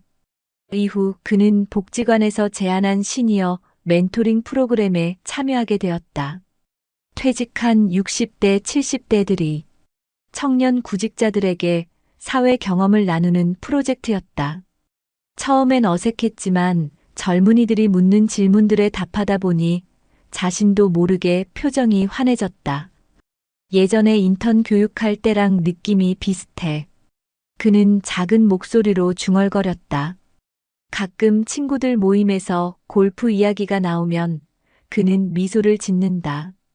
요즘은 동네 놀이터에서 아이들과 배드민턴 쳐. 그게 더 재미있더라. 그의 말에 친구들은 처음엔 어이없다는 듯 웃었지만 이내 조용해졌다. 그리고 몇 달 후 함께 배드민턴을 치자는 연락이 왔다. 그의 변화를 부러워한 친구들이 먼저 다가온 것이다. 골프백은 아직도 창고 안에 있다. 도윤 씨는 가끔 그 앞을 지나치며 생각한다. 그 시절이 있었기에 지금의 내가 있는 거야. 후회는 없다. 다만 조금 더 일찍 내려놓았다면 하는 아쉬움은 남는다. 어느 일요일 딸 부부가 손주를 데리고 집에 왔다. 도윤 씨는 작은 과자를 사놓고 기다렸다. 거실에 들어온 손주는 할아버지 하며 달려들었고 그는 덥석 안아 올렸다. 이게 얼마만이냐? 예전엔 대화조차 끊겼던 딸이 조심스레 말했다. 아빠, 그때는 미안했어요. 아빠가 우리랑 멀어진 것 같아서. 도윤 씨는 고개를 저었다. 아니야, 미안한 건 나야. 너희들보다 내 여유가 더 소중한 줄 알았거든. 그날 저녁 손주가 돌아간 뒤 아내가 물었다. 이젠 괜찮아? 그는 창밖을 보며 대답했다. 응, 이제야 내 자리를 찾은 것 같아. 늦게나마. 그날 밤 그는 오랜만에 아내와 와인을 나눠 마셨다. 비싼 게 아니어도 좋았다. 작은 유리잔에 담긴 삶의 온기만으로 충분했다. 며칠 뒤 그는 주민센터에서 노후 재정 점검 세미나를 신청했다. 젊은 시절엔 재무제표를 읽고 기업 분석을 하던 사람이었지만 이제는 자신의 삶을 위한 가계부를 다시 쓰기 시작한 것이다. 이 나이에 다시 계산기를 두드릴 줄 몰랐네요. 그가 웃자 옆자리에 앉은 노인이 말했다. 그게 사는 맛이죠. 그는 작은 노트를 하나 만들었다. 나를 위한 노후 기록. 그 안에는 월 고정 지출, 자녀 자산, 향후 예상 의료비, 자녀 지원 계획, 그리고 하고 싶은 것 목록이 적혀 있었다. 그 첫 줄엔 이렇게 써 있었다. 내가 즐기되 나를 망치지 않는 것만 하자. 이제 그는 더 이상 허황된 여유를 쫓지 않는다. 친구들에게도 말한다. 지금 내 취미는 나와 내 가족이 웃을 수 있는 걸 찾는 거야. 누군가는 그게 뭐 그리 대단하냐고 했지만 도윤 씨는 알았다. 그 말이 얼마나 어렵고 중요한 말인지. 퇴직 후의 삶은 두 번째 기회가 아니었다. 그에겐 첫 번째 진짜 인생이었다. 어느 늦가을 아침 도윤 씨는 아내와 함께 단풍이 물든 공원을 산책했다.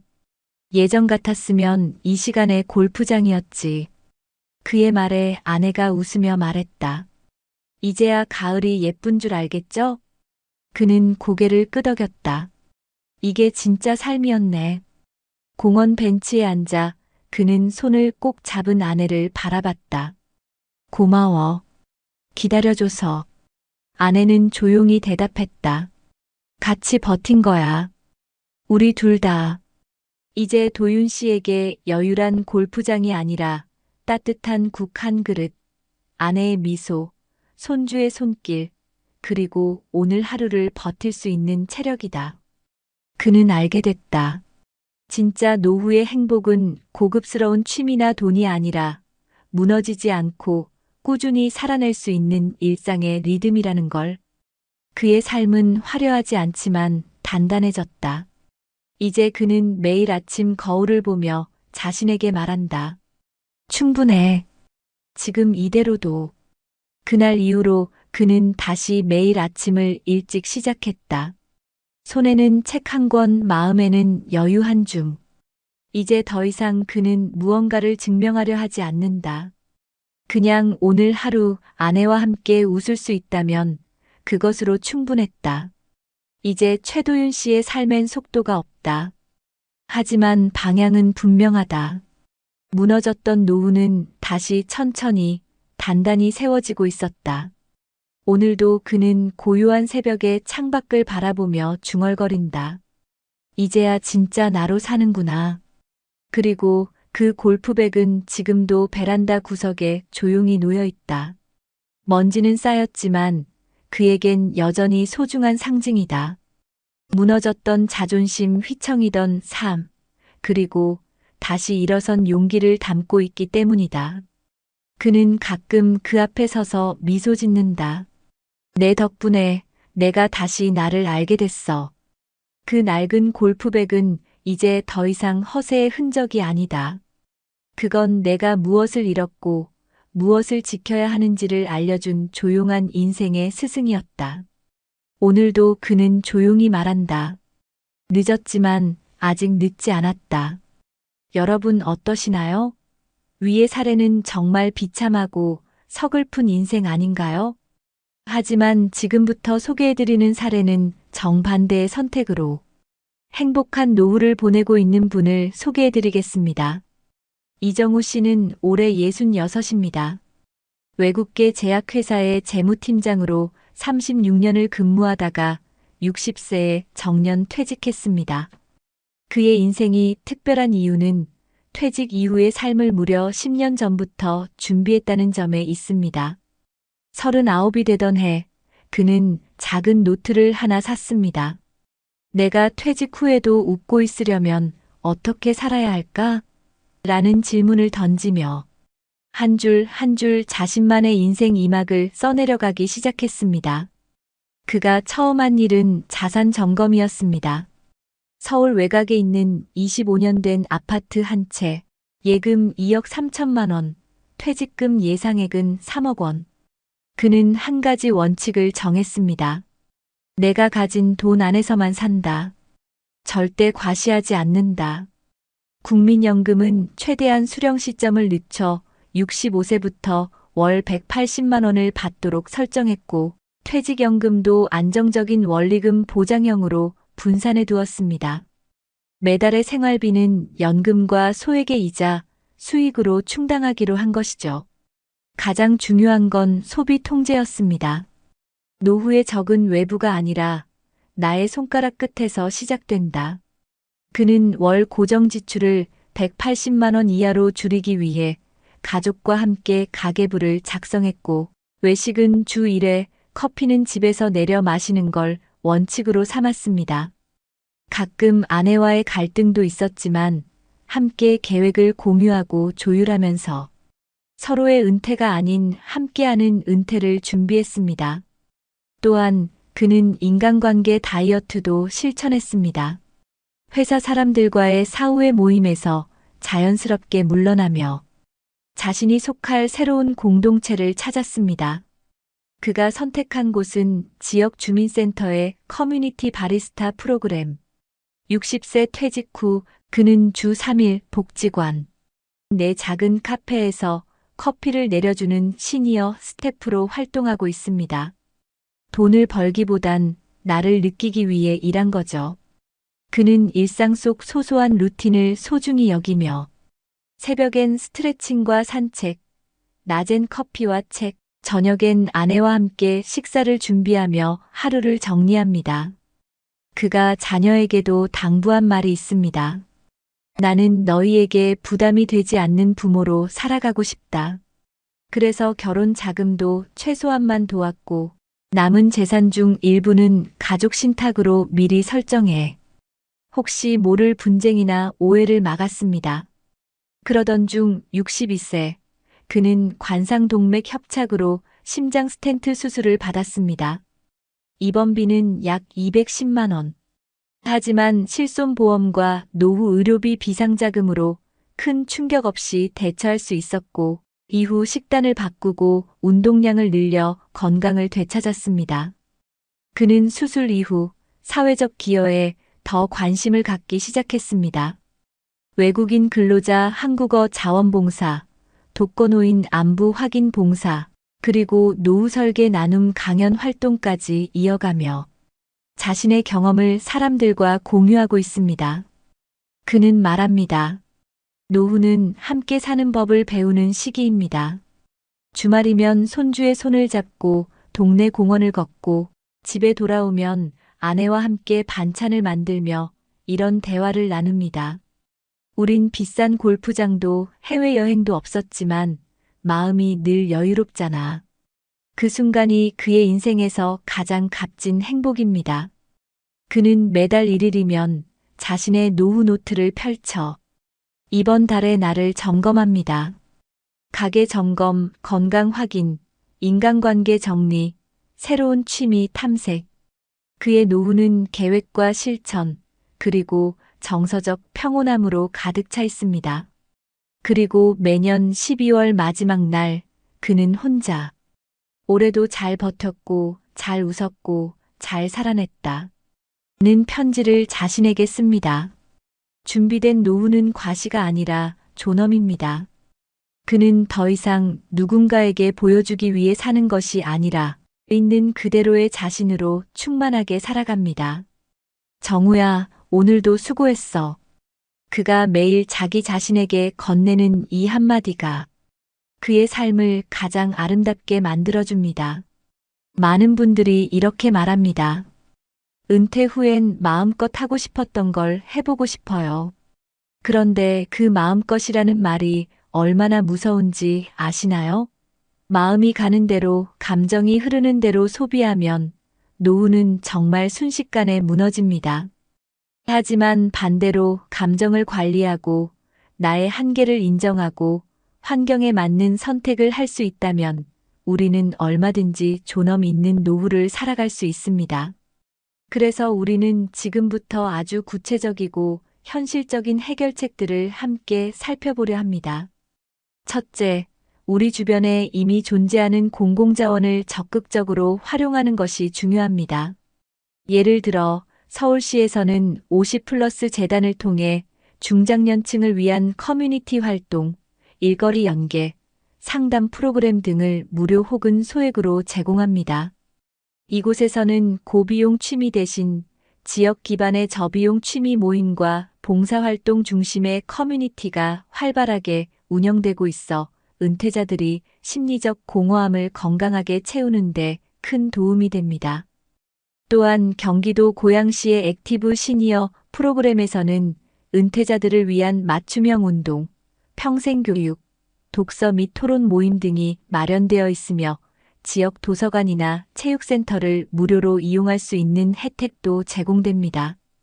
부산 해운대구는 시니어 일자리 센터와 연계해 주 23일만 근무하는 경험형 일자리 제도를 운영하여 소득을 유지하면서도 취미를 절제할 수 있는 환경을 조성하고 있습니다. 둘째, 해외에서는 이러한 문제를 더 오래전부터 고민하며 다양한 정책적 대안을 시행 중입니다. 일본의 경우 은퇴자에게 연금 외 지출을 줄일 수 있도록 지역 기반 공공내적 카드 제도를 운영하고 있습니다. 이 제도를 활용하면 골프 스포츠 도서관 문화센터 등에서 할인된 가격으로 시설을 이용할 수 있으며 정해진 횟수만큼만 즐기도록 제한되어 있습니다. 이 시스템은 심리적 욕구를 해소하면서도 지출을 제어할 수 있는 매우 효과적인 방법으로 평가받고 있습니다. 독일은 은퇴자에게 노후 준비 코칭 프로그램을 제공하며 매년 소비 패턴을 점검하고 필요한 교육을 받도록 지원합니다. 재정적 자기성찰 루틴이란 이름으로 운영되는 이 프로그램은 공무원 연금 수령자부터 일반 노동자까지 폭넓게 적용되고 있으며 재정 파탄을 예방하는 데 매우 긍정적인 효과를 보고 있습니다.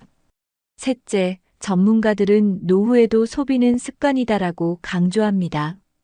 결국 돈을 어떻게 쓰는가는 일상의 루틴에서 비롯된다는 말입니다. 그러므로 다음과 같은 구체적인 생활 수칙을 추천합니다.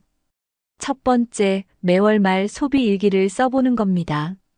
어디에 돈을 썼는지, 그 소비가 나를 얼마나 기쁘게 했는지를 기록해 보세요.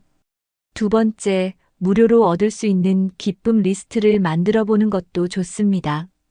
공원 산책, 아침에 따뜻한 햇살, 동네 어르신들과의 대화, 손주와 함께 만든 저녁 식사. 이런 것들은 돈 한 푼 들지 않지만 마음을 풍요롭게 만듭니다. 세 번째, 비용을 나누는 취미를 찾아보세요. 혼자 즐기는 골프가 아니라 셋이 함께 걷는 트레킹, 넷이 모여 나누는 클래식 음악 감상처럼 말이죠. 마지막으로 매년 한 번은 나의 소비 목표를 정리해 보세요. 꼭 필요한 것, 버릴 것, 줄일 것, 그리고 나누고 싶은 것을 적어보는 겁니다. 이 작은 습관들이 결국 노후를 지키는 강력한 방패가 될 것입니다. 무엇보다 중요한 건 비교하지 않는 자세입니다. 은퇴 후 무너지는 소비는 단지 돈의 문제가 아닙니다. 남들과 같아야 한다는 감정, 내가 누리지 못한 걸 이제라도 누려야 한다는 집착이 문제의 근원입니다. 행복한 노후를 보내고 있는 많은 사람들은 입을 모아 말합니다.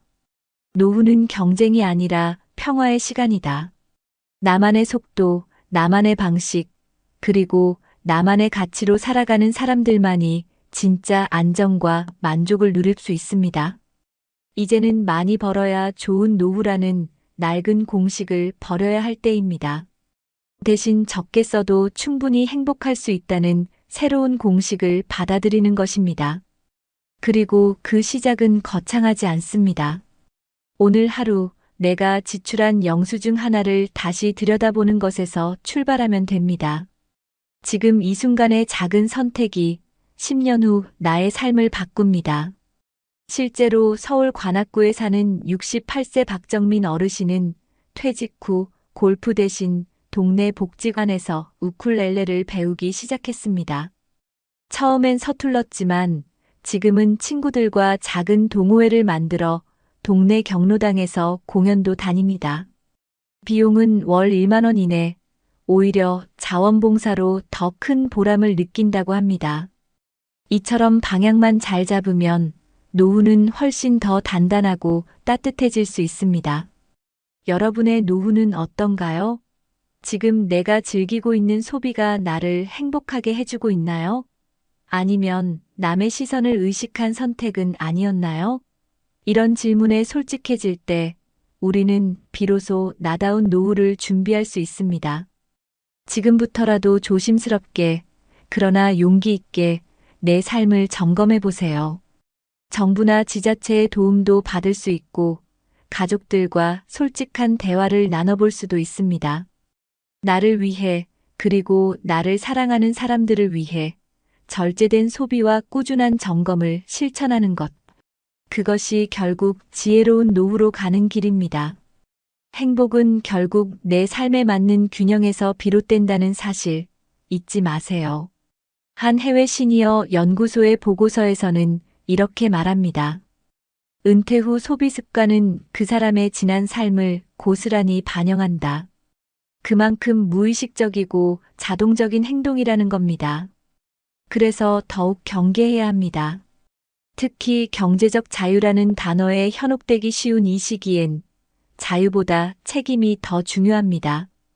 독일의 한 노후 재정 전문가도 강조합니다. 은퇴자들에게 필요한 건 더 많은 돈이 아니라 덜 후회할 소비 구조다. 우리가 매일 하는 소비는 결코 사소하지 않습니다. 작은 지출 하나가 내일의 여유, 그리고 10년 뒤의 안정과 직결되기 때문입니다. 이제 우리는 한 걸음씩 내딛어야 합니다. 지역사회 안에서의 연결, 감정에 흔들리지 않는 소비 습관, 그리고 나만의 기준을 세우는 용기. 이 세 가지가 모이면 어떤 상황에서도 무너지지 않는 노후를 만들 수 있습니다. 결국 노후는 어떻게 살 것인가의 질문이고 그 답은 지금 우리가 내리는 작은 결정들 속에 있습니다. 여러분, 오늘 하루 무엇을 선택하시겠습니까? 어떤 사람은 말합니다. 나는 지금이 제일 자유로워요. 뭐든 할 수 있어요. 하지만 그 자유는 방향을 잃은 순간 부메랑처럼 돌아와 우리 삶을 무너뜨릴 수 있습니다. 진짜 자유는 선택의 책임을 질 수 있을 때 주어집니다. 나의 소비, 나의 시간, 나의 인간관계. 이 모든 것의 중심을 잡을 수 있어야 비로소 우리는 안정된 노후라는 항구에 닿을 수 있습니다. 여러분의 삶이 무너지지 않기 위해 지금부터 하나씩 실천해 보세요.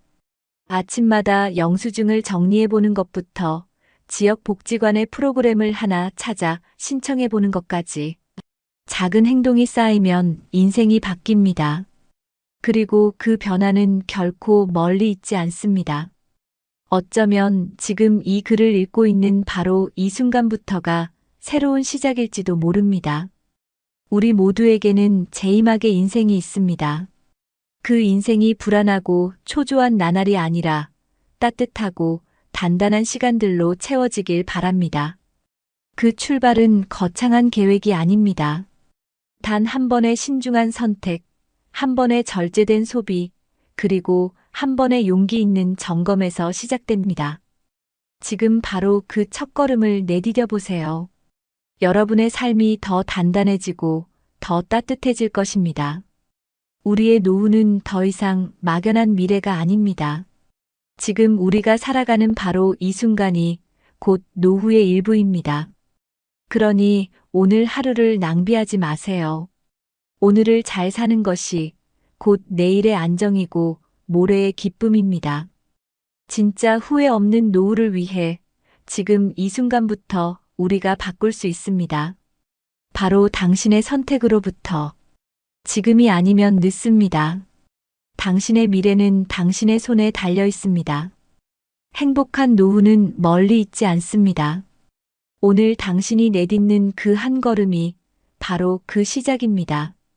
지금 당신의 노후를 다시 설계해 보세요. 많은 분들이 이렇게 말합니다. 은퇴 후엔 마음껏 하고 싶었던 걸 해보고 싶어요. 그런데 그 마음껏이라는 말이 얼마나 무서운지 아시나요? 마음이 가는 대로, 감정이 흐르는 대로 소비하면 노후는 정말 순식간에 무너집니다. 하지만 반대로 감정을 관리하고 나의 한계를 인정하고 환경에 맞는 선택을 할 수 있다면 우리는 얼마든지 존엄 있는 노후를 살아갈 수 있습니다. 그래서 우리는 지금부터 아주 구체적이고 현실적인 해결책들을 함께 살펴보려 합니다.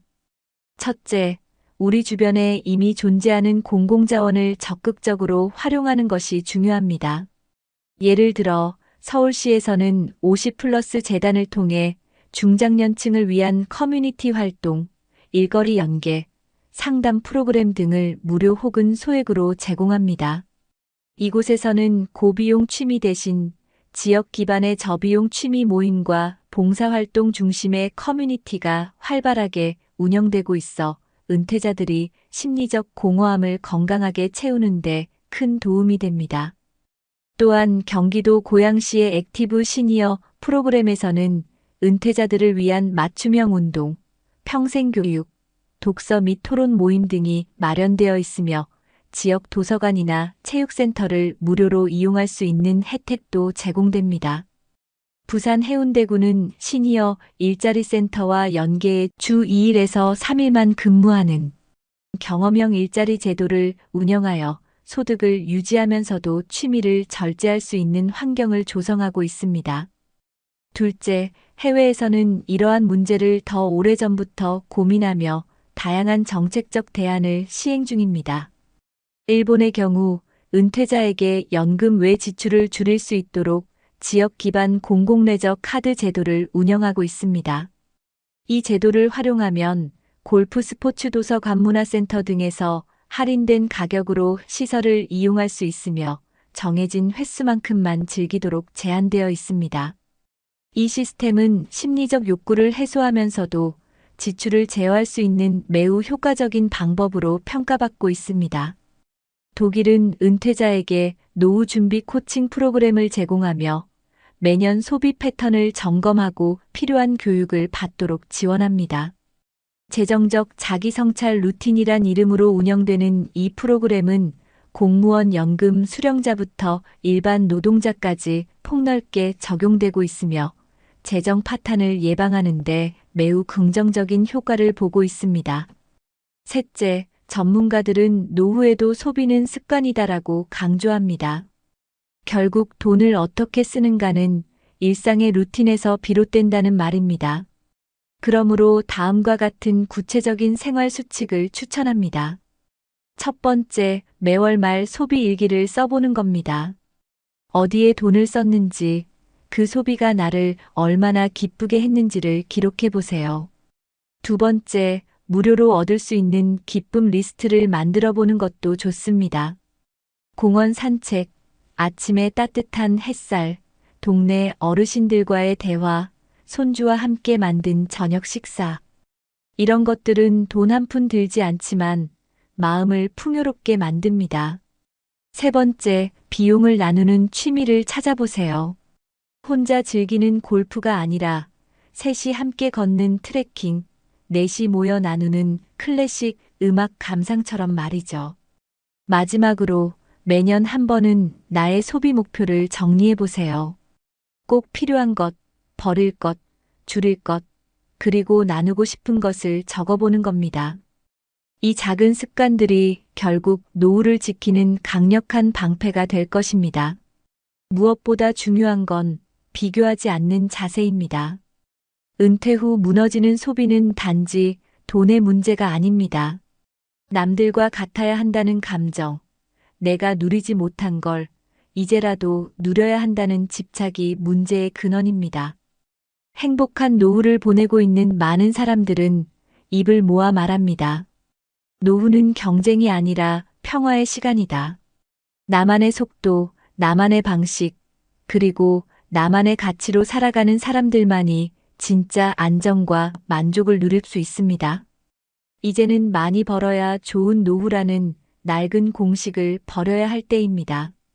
대신 적게 써도 충분히 행복할 수 있다는 새로운 공식을 받아들이는 것입니다. 그리고 그 시작은 거창하지 않습니다. 오늘 하루 내가 지출한 영수증 하나를 다시 들여다보는 것에서 출발하면 됩니다. 지금 이 순간의 작은 선택이 10년 후 나의 삶을 바꿉니다. 바람이 분다, 나뭇잎이 흔들린다, 마음이 흔들릴 때 삶도 다시 쓰여진다. 여러분, 오늘 이야기 어떻게 들으셨나요? 은퇴 후 낯선 자유 속에 헤매다 결국 경제적 한계에 부딪혀버린 이태훈 씨의 살. 젊은 시절 열심히 일했지만 은퇴 후에는 감정과 욕망을 제대로 조절하지 못해 무너졌던 그 현실은 우리 모두에게 내일의 내가 될 수 있는 이야기였습니다. 반대로 또 한 사람 김병도 씨의 삶은 달랐습니다. 그는 자산이 크지 않아도 자신의 경제력을 정확히 파악했고 허용 대신 절제를 택했죠. 지역 복지관의 프로그램을 적극 활용하며 단출하지만 따뜻한 노후를 만들고 있습니다. 소소한 취미, 조용한 일상 속에서도 그는 말합니다. 지금이 제일 행복합니다. 누구와도 비교하지 않고 나답게 사는 게 참 좋습니다. 이 둘의 차이는 어디서 왔을까요?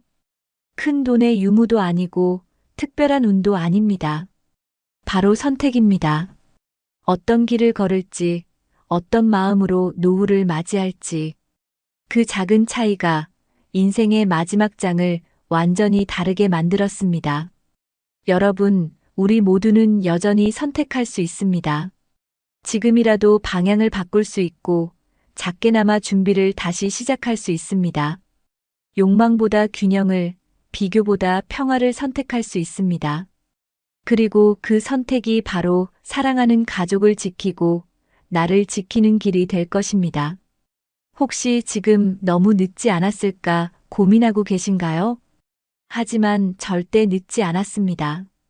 오늘 이 영상을 본 이 순간이 바로 새 출발의 시작입니다. 여러분의 인생은 아직 끝나지 않았습니다. 여러분의 노후는 아직 따뜻하게 피어날 수 있습니다.